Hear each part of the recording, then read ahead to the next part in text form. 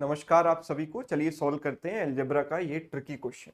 पहले आप video pause करके एक बार खुद से ट्राई कीजिएगा, फिर सॉल्यूशन देखिएगा।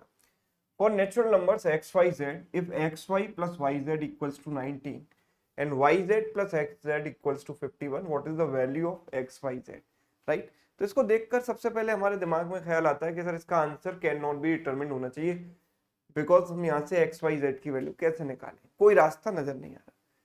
चलिए शुरू करते हैं इसको कैसे यहाँ पर रास्ता निकाला जाए। कोशिश करते हैं। X Y plus Y Z बराबर दिया गया 19, राइट। तो मैं यहाँ से y कॉमन ले सकता हूं, तो y अगर कॉमन लिया तो अंदर बचा x प्लस जेड बराबर 19। सबसे बड़ी जानकारी जो यहाँ पर दी गई है, जिसको हम अक्सर इग्नोर कर देते हैं, वो है कि दे आर नेचुरल नंबर्स। और नेचुरल नंबर्स का मतलब है कि दे आर पॉजिटिव इंटीजर्स, 1 2 3 4 ऐसे, है ना। ये फ्रैक्शन में इनकी वैल्यू नहीं हो सकती।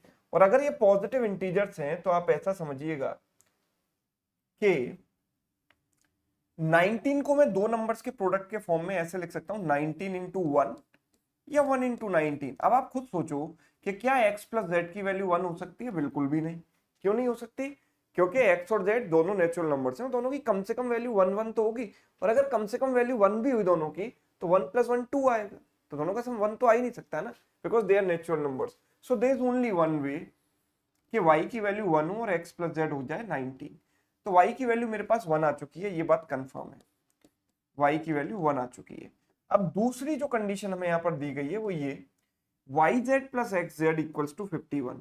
Y Z plus X Z equals to 51। So I can take z common, अंदर बचेगा y प्लस एक्स बराबर 51, राइट।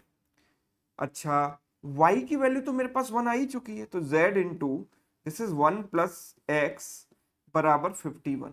अब आप ये सोचो कि 51 को दो इंटीजर के प्रोडक्ट के फॉर्म में हम कैसे ब्रेक कर सकते हैं। तो आप कह सकते हो कि सर ये 51 इंटू 1 हो सकता है, लेकिन इसकी वैल्यू 1 नहीं हो सकती, बिकॉज दो नेचुरल नंबर्स का सम 1 कैसे आ सकता है? Just by using the same logic. तो अब आप कहोगे सर 1 इंटू 51 भी तो हो सकता है। हाँ जी, बिल्कुल हो सकता है, लेकिन अगर आप 1 प्लस एक्स को 51 रखोगे तो x की वैल्यू 50 आ जाएगी, जो कि पॉसिबल नहीं है। क्यों? क्योंकि आपने यहां पर देखा कि x प्लस जेड की वैल्यू कितनी है? 19। जब x प्लस जेड 19 है तो x अकेला 50 कैसे हो सकता है? Both are positive numbers, both are natural numbers. तो x 50 नहीं हो सकता, 19 से तो कम ही होना चाहिए ना। So that's why this case is not possible. तो अगला जो केस बनता है मेरे पास बनता है 3 इंटू 17 या फिर 17 इंटू 3। ये दोनों केसेस यहाँ पर डेफिनेटली पॉसिबल है।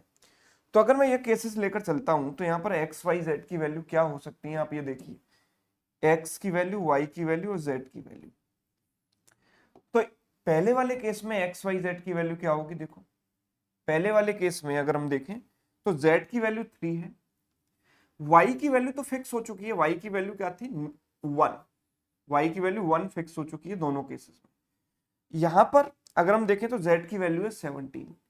एक्स की वैल्यू अगर देखें तो देखो 1 प्लस एक्स अगर 17 है, राइट, 1 प्लस एक्स को अगर आपने 17 रखा तो एक्स की वैल्यू हो जाएगी 16। दूसरे केस में 1 प्लस एक्स बराबर 3, तो एक्स की वैल्यू हो गई 2। तो ये दो केस मेरे पास बने जहां पर एक्स वाई जेड की वैल्यू इतनी है। तो एक्स वाई जेड की वैल्यू क्या होगी? 16 इंटू 1 इंटू 3 यानी 48, right. X into Y into Z की वैल्यू, और यहाँ 2 इंटू 1 इंटू 17 यानी 34। तो 17 and 34 both are possible. So answer is what? Option D. Clear है सभी को? समझ में आ गया इस टाइप के सवाल को कैसे डील करना है, राइट। वीडियो अच्छा लगा है तो वीडियो को आप लाइक कर सकते हैं, दोस्तों के साथ शेयर कर सकते हैं। अगर चैनल पर नए हैं तो चैनल को सब्सक्राइब कर सकते हैं। Thank you so much.